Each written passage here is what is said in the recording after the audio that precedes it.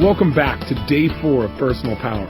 Hey, I want to congratulate you on your commitment and keeping it to follow through each and every day and build one success on the day before. It's this kind of simple daily input that creates the chains of positive success programming instead of the old conditioning that may have controlled some of your success or failure in the past. So let's get started. Obviously, you've already done your exercise. I don't even have to bring that up anymore, do I? Well, good. Today, what we're going to study is what is and how to use neuroassociative conditioning, step by step. Now, this science of neuroassociative conditioning, or knack as I call it, the metaphor I use is giving you the knack of taking control of your life. I developed this science out of frustration, quite honestly. You see, for many years, I've been considered to be one of the top experts in the science of neuro-linguistic programming. And that was a science that I originally studied with its co-founder. I didn't develop it, but I really mastered what he taught. And I was incredibly impressed by the work. It allowed me to make changes in people with lightning-like speed, changes that for years they've been trying to make in their own life but have been unable to do. In fact, I became rather famous in a short period of time by getting on national television and basically challenging other therapists, saying, bring me your worst patient, give me somebody that you have difficulty with, or give me somebody out of your audience right now that's got a lifetime problem, maybe a phobia, for example, and I'll eliminate that problem right here on television over the next 30 minutes. And it wasn't a magic bullet. It didn't work in every case. But fortunately, it worked every time I was on TV. And that really helps. But the bottom line is I got frustrated where it didn't work. I began to wonder, okay, why isn't it working in this situation? Because I was looking for the cure-all, if you will. And I also noticed something else that bothered me about NLP, and that was that a large number of the people that were involved in it became almost, it became almost like a religion, where it was like that was the only answer. And I wasn't for that, because I could look around and see that every kind of therapy works. I don't care what it is you want to change in your life. You always want to change one of two things. You either want to change how you feel about things, or you want to change your behavior. You say, no, Tony, no, that's not what I want. I want to change my money situation. Well, the only way you're going to change your money situation is by changing the way you feel and the way you behave. Does that make sense? So I've noticed that I don't care what the problem is, whether someone was raped, they've had a tremendous fear trauma growing up, it was a situation where they were physically harmed, something they were emotionally harmed, it was a bad set of habits. I don't care what it is you want to change in your life. You got a poor relationship with your mother or father. Every form of therapy works some of the time. So rather than making all the therapies wrong, I find out what really did they all have in common that made them successful when they were successful. And then once I discovered that common element, how could we make that happen more rapidly and with less pain? Those are my criteria for success. So let's take a problem. Let's say, for example, you had a problem with your father, and you felt like you're overwhelmed by them, like he controlled you and you can't express yourself because you are always in a subservient position, and now you live that way in your daily life, and you see it doesn't work because it doesn't allow you to express your feelings. You don't go for it 100%, you feel shut down. How would you deal with that? Well, there are a zillion ways, using various types of therapies. Let's take a look. We've already said that what we do is based on what we associate to things. So again, if you associate expressing your opinions is going to equal pain, you're not going to do it. So what is the therapist's job? Get you to associate that expressing yourself could mean pleasure and not pain. That not expressing yourself would mean pain. What are the various ways of going about that? Well, one would be to use Gestalt therapy. In Gestalt therapy, what would you do? Well, they would take you in, and the therapist would understand that a lot of the frustration and challenges in your life come from your beliefs about your relationship with your father and what you can and can't do. So what would this good Gestalt therapist do? Highly likely they'd pull out a chair, and they'd say, see this chair? This is your dad. You got to change how you feel about him and realize you're in power. What he'll tell you is, I want you to scream and yell, let him know how you really feel. Let him know that you're in charge. Let him have it. And so you go, well, Dad, I don't feel like you gave me enough space to communicate. And they go, no, express how you really feel. Let it out there. Yeah. And sure enough, finally you make you emotional enough. You're going, Dad, I'm in charge. I'm a big person now. And you know what? As silly as this sounds, it works. If you really think that chair for a moment, if in your head you associate that's your dad and you feel strong, there's your dad and you feel strong, and there's your dad and you feel strong, for the first time in your life, when you think of your dad, you may feel strong, be able to express yourself clearly. So it does work, as silly as it may sound. Now, obviously, this is a generalization about Gestalt, but it gives you a good picture. Now, let's try another form of therapy. Let's say you got the same problem, but you go to rational emotive therapy. There, a competent therapist is going to teach you that your frustration is not having anything to do with your boss or your dad or your brother or your sister, but specifically it's not your dad. It's caused by your own irrational beliefs about your dad. Now you have the pain of feeling stupid for believing all this crazy stuff, and it's also making you suffer a little bit. And so your brain finally says, I don't want that pain. And he says, look, if you just change your beliefs, you could feel better. And through this conversation, if you trust the therapist and if they're confident enough, pretty soon you may change what you associate to your relationship with your dad. Sure enough, your behavior changes again. But notice what has changed when it works, because it doesn't always work. The neuroassociation has changed. That's when the therapy works. When you now have a new meaning for what being with your dad means. You have a new meaning for relationship. Let's try another approach. Let's say you try Rogerian counseling. There, the therapist listens and reflects back what you say about yourself with your father, with unconditional positive regard with you and without any judgment for you. He or she will tell you that you have the resources within yourself to solve the problem.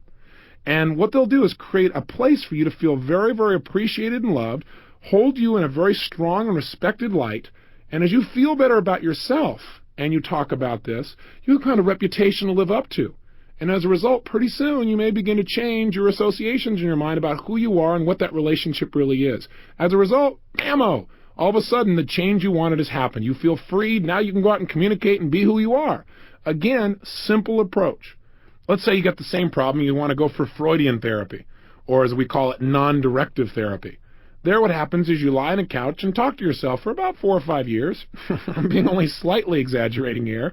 And what happens, though, is that you say things, you ask questions, and all they do is reflect them back to you, get you to think about them. And by reevaluating your life in so many different details, and you're feeling different now than you did then, eventually, hopefully, you make new neuroassociations. Although there's no guarantee in this therapy because the therapist is not to direct you. That's what non-directive therapy means. The only challenge I have with it is how long it takes. So all therapies work, and we've already identified what happens at the moment they actually work. In other words, when somebody has a breakthrough, what is that breakthrough? The breakthrough is at that moment, the meaning of what's happened in their life has changed. They've changed what they associate to that person or that situation. For example, if somebody had been raped, they're going to continue to have trauma until they change the meaning.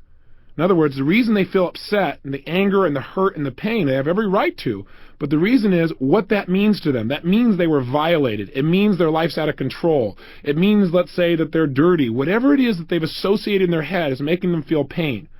Now, people who change that have changed the meaning. There comes a point where that rape now means that they're stronger than they've ever been in their life and they can now help other people.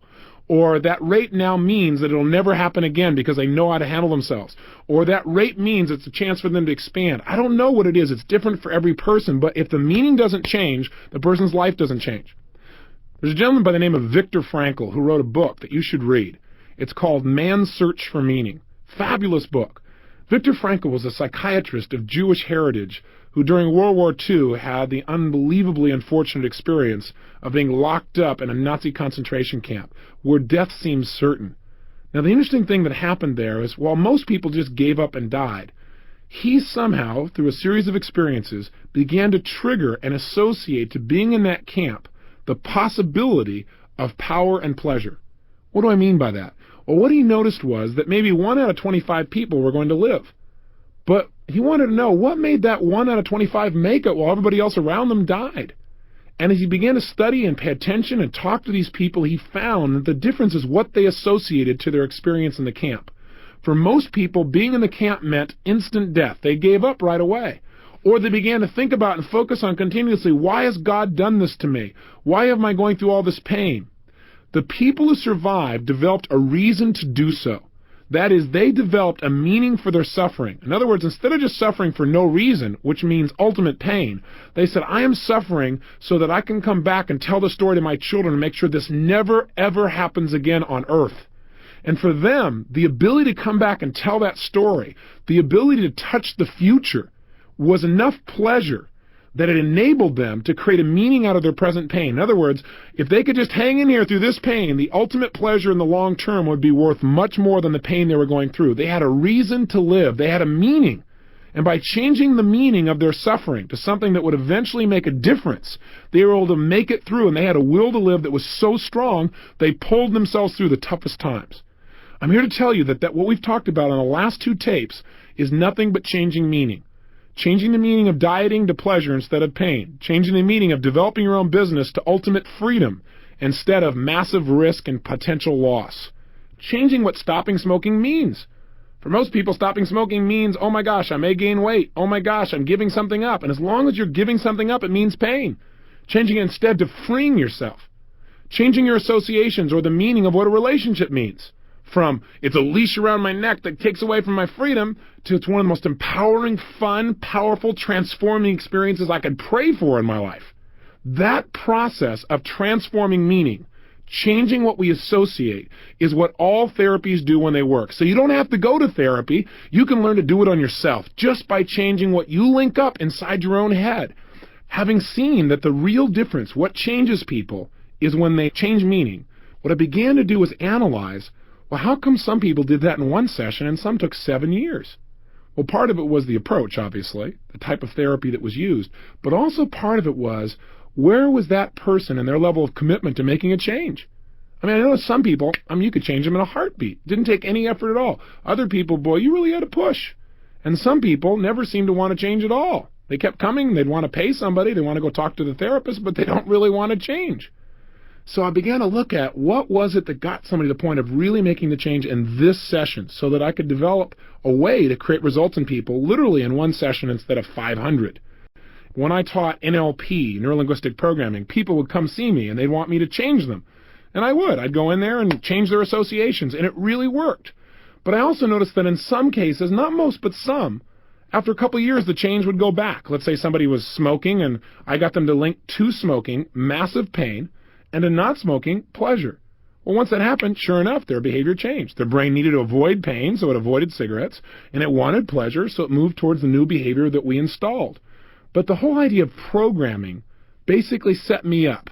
And that is, I got people actually thinking that I was doing something to them that they couldn't change back, which is not true. 2 or 3 years later, they needed some new way of changing the way they felt, and they went back to cigarettes for whatever reason, and they could go, see, this stuff doesn't work. And I'd say, what do you mean it doesn't work? It worked for 3 years. They go, yeah, but it didn't work forever. What I developed was a new metaphor, and the metaphor is that of conditioning, and here's the difference. Recently I had somebody come to my house to tune my piano. Now, I don't play the piano, but I've got this great piano. That sounds logical, doesn't it? Somebody in my family is going to start playing it. It looks good, though. Hey, what the heck? The bottom line is my kids are finally learning to play. So we have this guy come in and tune our piano. This great grand piano. And so the guy comes in, and he adjusts the piano, and the way he tunes it is he changes the amount of tension that's going on these wires. There's literally tons of tension on them. And in his doing this, I thought, okay, well, that's it. And he said, no, I got to come back next week. And I said, what do you mean? I thought you just tuned it. He said, yeah. He said, but see, it's been stretched in this way for so long that what I got to do is I got to retune it. I got to keep stretching this new pattern in. I got to condition those wires so they stay this way. And I said, why can't you just do it once and last? He goes, oh, because it's been pulling in that other way for so long now that you just got to condition it. And sure enough, even while he was there before he left, we tested it, and some of them had already gone back to the old way. So he adjusted them again, and now he has to come back out in another week, and then he's going to come back out again, I guess, in 2 weeks. Then he comes back out in a month. Then he comes out every 3 months. Then he comes out eventually every 6 months. Even to keep it the way it is, he's got to condition it at least twice a year. And that's my metaphor for life as well. I didn't become, quote-unquote, successful in my life because one day I reprogrammed myself and everything was perfect. Most of the success that I experienced, the abundance I experienced mentally, emotionally, physically, spiritually, financially, is because every single day I condition myself to be at my best, to feel at my best, to give my best. And that's what neuroassociative conditioning is about. That's why I don't talk about just programming per se, as much as I talk about conditioning. Hey, you would not run out if you wanted to be physically full of energy and vibrant. You wouldn't run out and work out one time. Say, do aerobics one time and say, boy, I'm glad that's done. Now I'll be healthy for life. That's not how it works. What you got to be able to do is condition yourself day after day, and pretty soon you love the conditioning. You begin to get addicted to it. It's just part of your lifestyle. You wouldn't get up and not brush your teeth. You wouldn't get up and not shower or do your hair. So you shouldn't get up and not condition yourself for success each day. So start thinking about this as a lifestyle, not a tape program that you listened to a long time ago, but something you're conscious of daily. So how do we condition ourselves to really have our changes last? Let me share with you what I think the 3 fundamental key distinctions are that cause people to change when they do change and the change lasts. These are the 3 fundamentals of the science of neuroassociative conditioning systems. And here's number 1.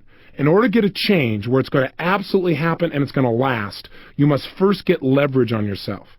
What do I mean by leverage? I mean you must get to the point where you believe that something must change, that you must change it, and that you can change it right now. You got to get to the point where you feel like not changing would be painful, massively painful. And to change would mean pleasure. In other words, you got to use all the things we talked about up until now. You've got to get that connection. If you're only at the point of believing that you should change, or you could change, or you ought to change, or you might change, that is not enough to create long-lasting change in most cases. So you've got to get yourself to the point where you've got leverage. And there are lots of ways to get it. Some people will change out of rapport. You know, they go to a therapist, they really like the therapist wants them to change, so they do. I mean, it literally can be that simple sometimes. Some people change because, God, if they don't, they're going to lose everything. Some people, in spite of all kinds of pain, still don't change because in their head they think, I don't have to. Or they think, I'm doing this because somebody else wants me to. Or they think in their head, well, gosh, you know, changing would be too fearful, too painful. So in order to make a change last, you got to get to that point where it must change, you must change it, and you can change it. That is number one.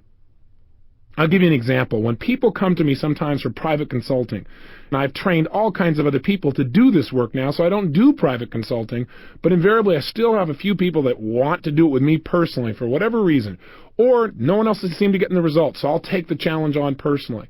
Well, first of all, I make it very difficult for these people to ever get to the point of working with me in the first place. I make them have to go through a waiting list, so hopefully they'll decide to change on their own. I make them have to pay a fairly large chunk of money to be able to do this as well. But even after all of that, when they finally come and they've flown out to meet me and we're sitting down face to face, I then will turn to them and say, look, I don't know if this is the right thing for you. And they'll say, what? I'll say, look, before you invest any more time or any more capital, and before I invest my time, I got to know that you're really absolutely committed to changing. Because I got to tell you something. I only work with people that are going to change right now, not after 15 sessions. I do one-stop therapy, and that's what we've got to do. Otherwise, you'll screw up my entire record. And usually they'll laugh at that. But I'll say, I'm serious. I won't work with you unless I'm convinced you must change. Not you should, not you might, but you must. I then have them go on, and they got to convince me. They're taken back a little bit, but for the next 15 minutes, they got to try and convince me how they absolutely must change their life, because if they don't, it'll cost them this in their relationship, and it'll cost them this in their health, it'll cost them this in their self-esteem. It's already cost them all these areas, and they're tired of it, and they can't take it anymore. You remember the movie, don't you? I'm mad as heck, and I'm not going to take it anymore. You got to get to that point. That's called leverage. That's when change happens. And you know what? When they're to that point, my job is easy. I simply go to step 2. What's step 2? I simply interrupt their present limiting associations, their limiting pattern of association. So, for example, somebody's got a phobia, and what happens? Right now, when they see an elevator or even think of one, they have a patterned way of responding. They have an immediate association, and that association is elevator equals ultimate pain, and immediately their body freaks out. So what do? Well, I first got them to leverage so that I know they're going to change and I know they're committed to it. And then I do whatever it takes to change that association, to interrupt that pattern. So the minute they start thinking about, let's say, this elevator, and they start to freak out, all of a sudden I reach over and I say, stand up. And they go, huh? And I say, stand up. And right at that moment, it interrupts their pattern. And I say, okay, sit down. And they sit back down again. And I say, well, tell me about this elevator thing. And they go, huh? And sure enough, they start to go into the thing again, and all of a sudden I ask them a question. Let me ask you a question. Right in the middle of them thinking about the elevator. Would you eat a bowl of live crickets for $40,000? Instantly, what happens? Their brain goes, what? And again, I've interrupted the pattern. I'll do all kinds of things. The key to interrupting somebody's pattern is you want to do something they don't expect, something that will jolt them. It's kind of like, have you ever been so caught up in a conversation that you were like totally immersed in it, and then somebody came by, stood right next to you, asked you a question, and had nothing to do with what you were talking about? In order to answer them, you went over here and answered them, and you came back, and you couldn't remember what you were talking about? Have you ever had that happen? Even when you were like real committed to talking about this particular thing, what it did is that person interrupted your pattern, and it was hard for you to get back to it. I mean, think of it this way. If you interrupt somebody's pattern enough, eventually they can't ever get back to it. Think of your mind as being like a jukebox. And in that jukebox, you have a zillion little records. And these records, at any moment in time, you can play any one of them. And depending upon which one you play will determine how you feel. So if you played a sad song record, you're going to feel lousy. If you play a positive record, you're going to feel really great. The challenge is, for a lot of us in life, something happens and it like pushes our buttons, and instantly we start playing one of these records, one that makes us feel sad, or feels frustrated, or feels angry. And what we've got to learn to do, though, is interrupt those patterns, to change those records. What would happen if I took a record out of your brain, a memory, if you would, or a pattern, and I took that record and I just started scribbling across it? I took a knife and went across it, back and forth, back and forth, back and forth, back and forth. You'll never be able to play that record the same way again. That's called interrupting somebody's pattern. I'll give you another simple example. I was doing a seminar one time, and this woman came up to me. We had just done a session, it was pretty powerful, on relationships. And she came up to me and she said, Mr. Robbins, she said, I've got this problem with my husband and I, and she began to cry like crazy. Now, I really care about people very deeply, so initially, in the early days of my really working with people, I would immediately say, hey, please relax, it's okay. Please don't worry, whatever it is, we'll work it out. But you know what the problem with that is? That's what everybody does. So rarely does that interrupt somebody's pattern. In other words, they expect you to say it's okay, and it doesn't usually change the pattern. They go, well, yeah, I guess you're right, and then they go and run the pattern again. Does that sound familiar? So what I now learn to do is jolt people, to literally interrupt their pattern so they can't get back into it, to change their neuroassociation radically. And I do it in some pretty outrageous ways. So she comes up and says, Mr. Robbins, my husband and I, we go, and she starts to cry, and I was drinking a glass of water. So I took the glass and went, shh, and I dumped this water on her. She jumped about 4 feet. She said, what, are you crazy? What are you doing? I said, oh, nothing. And I just smiled. And I said, tell me about you and your husband. And she said, what? And now she's laughing while she thinks about her husband and herself. Ah, a whole new pattern. And she goes, what are you talking about? I said, well, tell me about you and your husband. And I smile, and I drink a little more of my water. She goes, you're a little crazy. I said, well, that's true, but go ahead and tell me. So she thinks for a few moments, and she goes, well, my husband and I, and all of a sudden she's fine about it. Well, we've been having some problems. And I said, but no, you were crying before. Remember, you were crying. And I tried to get her back there, and she said, oh, yeah, well, that's because of that. She started crying again. I took my one, shh. I nailed her again. I mean, this time her makeup was kind of dripping right there, people standing around. Now, by the way, you shouldn't try this unless you've got some strong rapport skills as well, right? And got a strong connection. But she knew I cared, even though I seemed a little crazy. And she started laughing. She goes, what are you doing? That's crazy. And she's dripping the stuff off her face. I said, nothing. Just tell me about you and your husband. She says, oh, we're fine. I said, no, come on, tell me. I got to tell me one more time. Well, a little bit more water. After that, anytime she thought about her husband, she started to crack up. She said, we're absolutely fine. That's called leverage and interrupting somebody's pattern. The water was the leverage, and the pattern interrupt happened over and over again until pretty soon she couldn't play it again. When she thought about her husband, she started to laugh. And out of laughter, she was able to come up with some better solutions on her own. She wasn't stuck in the pattern. Does that make sense?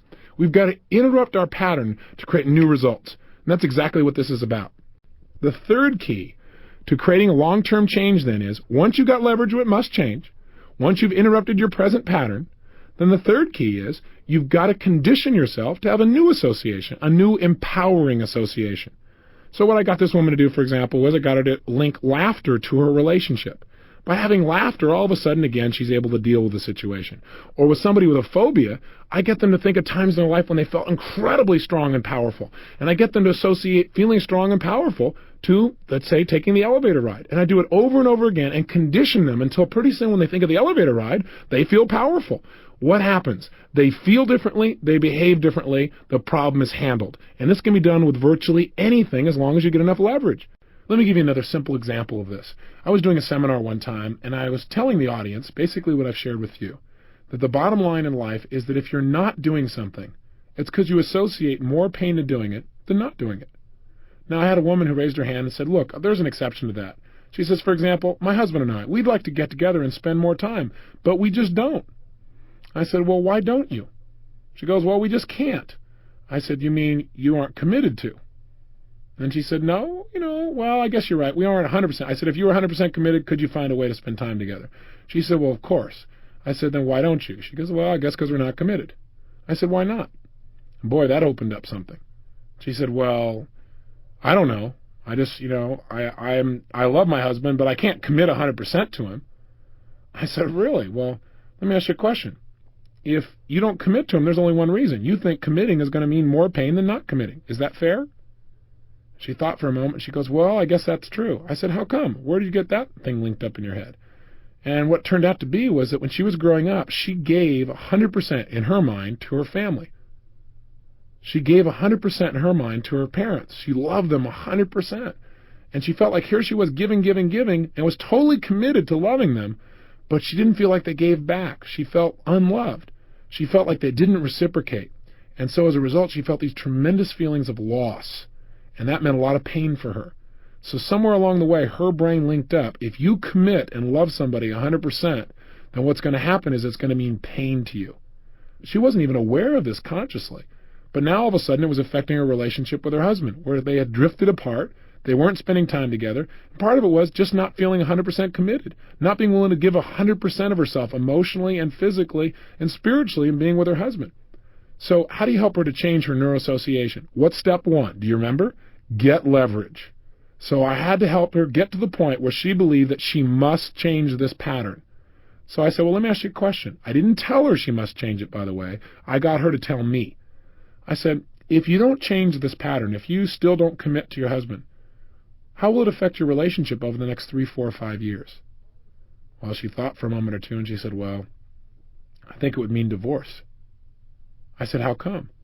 She said, well, if I'm not committed to him, if I don't love him 100%, he's got to feel that. And if he doesn't feel loved at 100%, then he probably won't give me 100%, and then I won't feel loved, and then that'll make me mad, and that'll just generate all kinds of problems. I said, isn't that what's already happening? And she said, yeah, it is. And so what I got her to do is begin to associate what? Pain to her present behavior, to her present pattern, so that she'd absolutely feel like it must change now. And we went more and more and more until she began to tell me she didn't do this, how what a lousy role model it would be for her children, and how even if she divorced him, no man would ever feel totally loved by her or would ever commit to her if she wasn't willing to commit. Till pretty soon there was so much pain associated with not changing, she felt like she had to.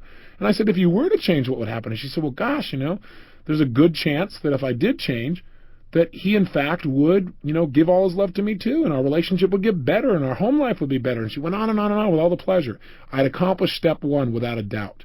So now I had leverage with her. She knew she must change, but she still had that pattern, that fear, that said, yeah, if I don't change, it's going to mean pain, but what if I commit and I give him 100%, but he doesn't love me back? What if I commit and I still don't get the love? What if I commit and I still get pain? And I said, well, let me help you out on this. Let me ask you a question. Have you ever driven a car? And she said, what? And it just instantly interrupted her pattern. Here she was caught up in her fear that, God, if she commits, it would mean pain. I want to change that pattern. I want to interrupt it, and I want to create a new empowering pattern of association. So I said, have you ever driven a car? She said, well, yeah. I said, have you driven a car down a 2-lane highway that winds through the mountains where all that was separating you from the cars coming from the other direction was a little yellow line? She said, yeah. And I said, well, I got a question for you. Is it possible that even though you were committed to driving on your side of the line, that the people on the other side were not as committed? Is that possible? She said, well, yeah. I said, do you have any guarantee that just by your being committed to stay on your side of the line, that they're going to stay on theirs too? She said, well, no. I said, in fact, is it possible that you could experience a lot of pain driving a car like that? That the cars that are coming the other way 55 miles an hour might accidentally, even without meaning to hurt you, come on your side and crash and kill you instantly. Is that possible? She said, well, of course. I said, then I got a question for you. How could you possibly drive on a road like that? How could you possibly drive through the mountains knowing there are cars of people you don't even know who are coming down the highway at the opposite side when you don't even know they're committed? And then I smiled. Because she just said she didn't know her husband was committed to her. I said, how do you do that? How do you drive down a road and commit to your side not knowing what they're going to do? She said, well, you just got to trust. I said, oh. And I said, what happens if you don't trust? She said, well, then you can't get from here to there. Then you're trapped. I said, oh. And what she began to do was create a new association, that she was trapping herself. I said, you mean you can't have what you want if you don't just trust and commit? She said, yeah, I hear you. I hear you. That's true. So what did I do? I interrupted her old pattern, and I simultaneously helped her to create a new one. And I said, let me ask you a question. What's the best way to receive love? She said, well, to give love. I said, well, when you're being totally loving, do you usually receive love, even without trying? She said, oh, yeah. And I got her to associate that committing and giving love meant receiving tons of love. At the end of this point, I said, let me ask you a question. What if your husband doesn't commit to you? What if you give him 100% and he doesn't give back? She said, well, look, some man will appreciate it, and if I'm always giving, I'm going to have a man in my life who appreciates it. There's no doubt about it. And I said, so what are you committed to doing? She says, I'm committed to go give him 1,000%. Give him everything I got of myself. If that scares him, I'll give him even more. If that scares him, I'll give him even more. And if he disappears and runs off, well, that's his loss. But I'm going to really go for it 100%. And she did.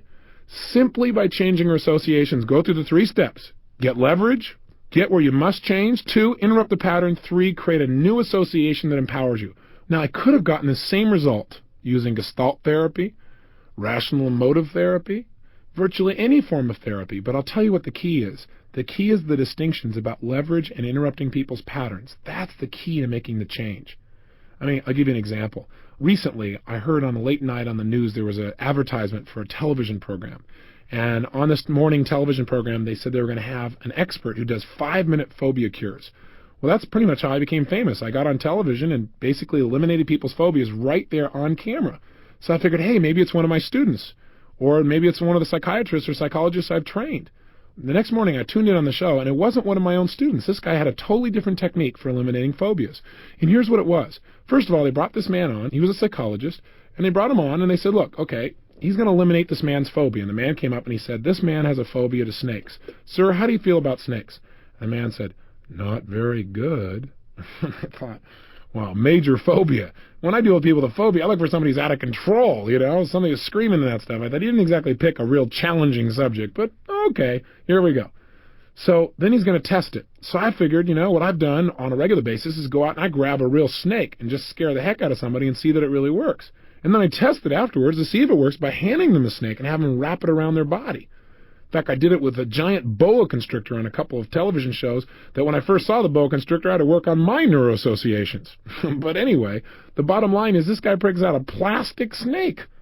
And he brings a snake and he pushes in front of the guy and goes, ugh. The guy looks and goes, oh. And I thought, all right, well, let's see what he's going to do. So sure enough, this is on national television. Sure enough, the guy reaches out and he goes, what I'm going to do with this man is a technique called temporal tapping. What he does is he has the man stand there and he says, okay, sir, I want you to think about snakes. And he takes his fingers and he starts smacking this guy on the side of his head on his temples. He goes, wham, wham, wham, think about snakes. Wham, wham, wham, think about snakes. Wham, wham, wham, think about snakes. Wham, wham, wham. Well, after doing this about 5 or 6 times, the guy goes, do you feel any different? The man goes, yeah, my head hurts. He said, but do you feel any different about snakes? He goes, well, I don't think so. He goes, all right, think about snakes. Wham, wham, wham, think about snakes. Wham, wham, wham. And what is this man doing if it works? He's interrupting this man's pattern of association in his nervous system. Are you following me? In other words, this man used to think of snakes and get this unbelievable painful fear feeling in his gut.